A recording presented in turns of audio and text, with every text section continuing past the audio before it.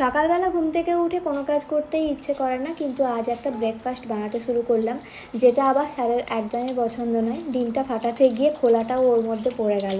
ভাগ্যিস চোখে পড়ে গেল, এখনই ফেলে দেবো, না হলে খাওয়ার সময় খুব বিচ্ছিরি লাগে।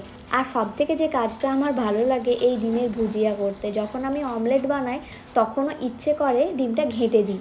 বেশ কদিন ঠান্ডা ঠান্ডা পেরিয়ে যাচ্ছিল, হঠাৎ করে এতই গরম পড়েছে। এসব খাওয়া একদমই উচিত নয়, জলমুড়ি খাওয়াটাই পেটের জন্য ভালো, কিন্তু সব দিন তো আর জলমুড়ি ভালো লাগে না, মাঝে মাঝে কিছু একটা বানিয়ে খেতেও ইচ্ছে করে। আজ ব্রেকফাস্টে বানাচ্ছি ম্যাগি। ম্যাগি খেতেও একদম পছন্দ করে না ঠিক তখনই যখন সেটা 2 মিনিটে বানিয়ে দেওয়া হয়।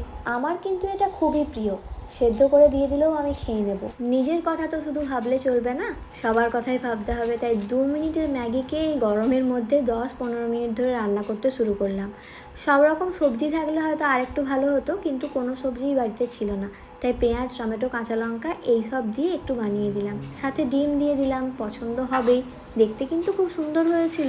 ম্যাগি অবশ্য যেরকমই হোক আমার ভালোই লাগে, যার জন্য বানিয়েছিলাম তারও কিন্তু আজকে ব্রেকফাস্ট ভালোই লেগেছে।